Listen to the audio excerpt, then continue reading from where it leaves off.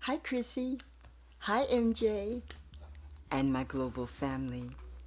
I hope you all are having a wonderful day or evening.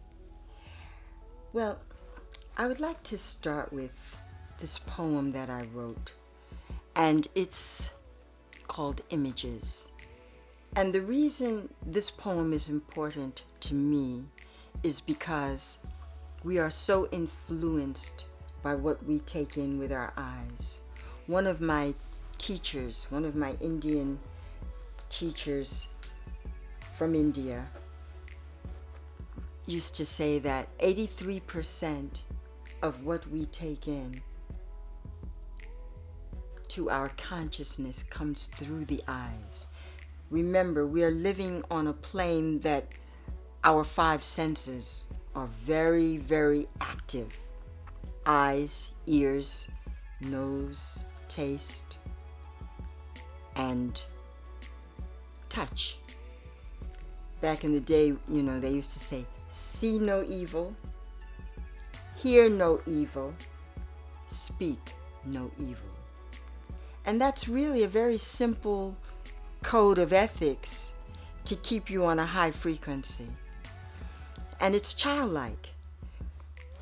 So when we're looking around at the world and we're looking at television and we're looking at what people are wearing and how they're acting, we're being very influenced, very subliminally influenced.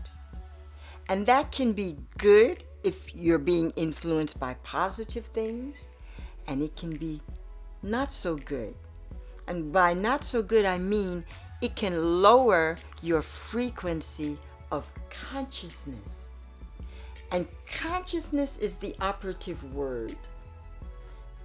To be conscious is to know.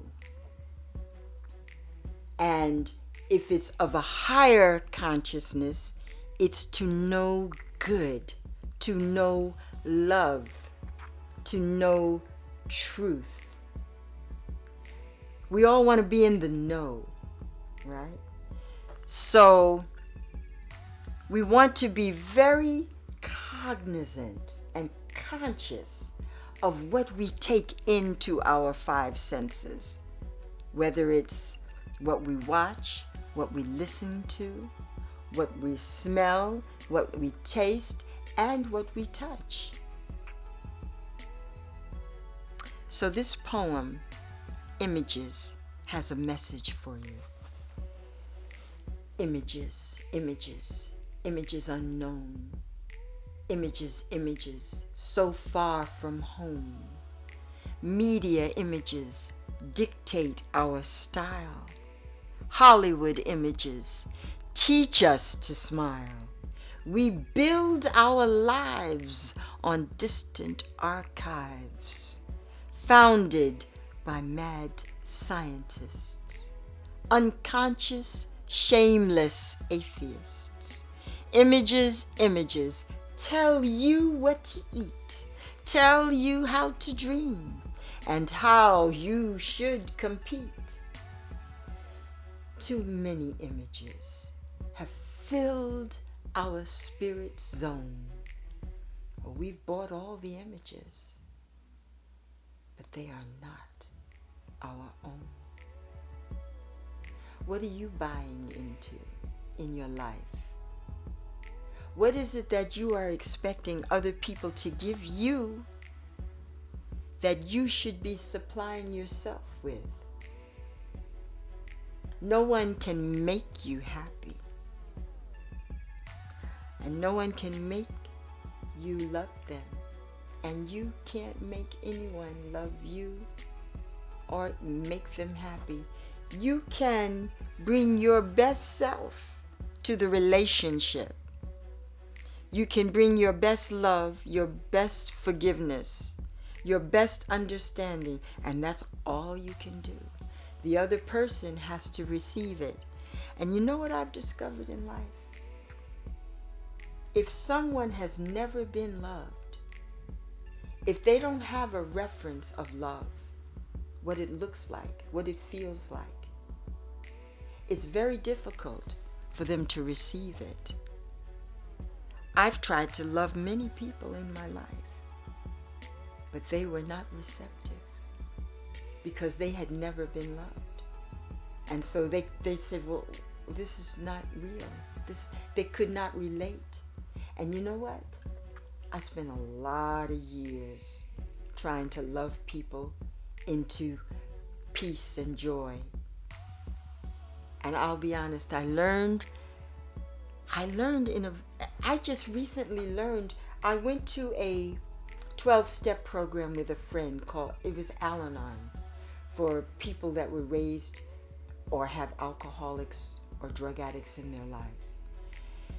And what I learned was that you can't give anything to anyone, including advice, unless they want it, and with advice, unless they ask for it. And I've spent so much of my life trying to give people advice, wasting my time. I could have been doing so many things that would have made me happy. First of all, I love nature, and I had to learn to adapt to people because I'm an only child, and I spent my time in nature, and a lot of times I was alone. So I'm at peace with nature, but you know, New York, I've been away from New York for 10 years. I just came back, and I never thought I was coming back to New York, ever. I am not a New Yorker at heart. I'm a survivor. I survived New York. I'm still intact. But New York is a very unnatural place to live. It is not supportive of spiritual ascension. But I'll tell you something that New York is supportive of. It makes you strong if you can adapt and flow. If you can be who you truly are in this environment, you're a miracle worker. If you're loving in New York and you have a degree of peace and a degree of health, you're a superstar. You're a supernova. And you know, I'm just sharing from my experience. So I'm back here, and I'm back here because I am doing what I was born to do at this point in time. And I want to say this, for those of you that think you have wasted a lot of time, I'll share what came to me in a group sharing in Philadelphia a few years ago. A few years for me could be 10, it could be 20, it could be 30, but it was a few years ago.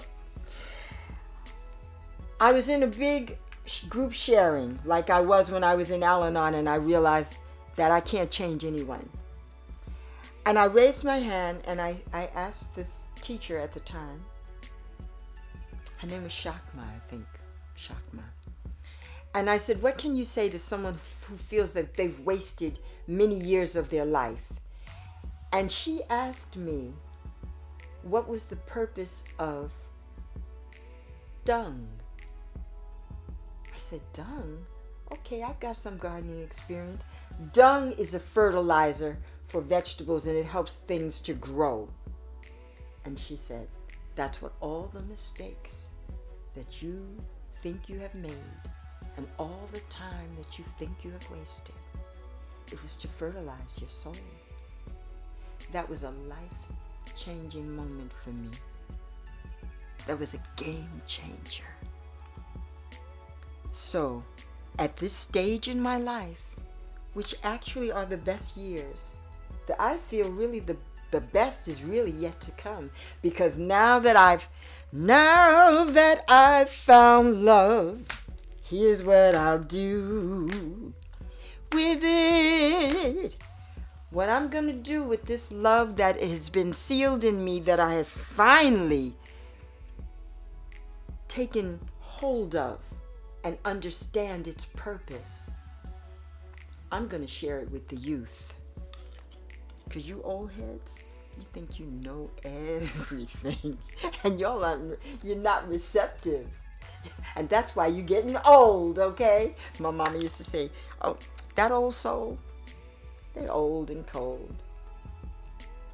I don't want to grow old and cold. So I'm opting to learn how to rap, to keep up the hip-hop dances, keep my flow going, have fun. And Miss Chrissy and Miss MJ,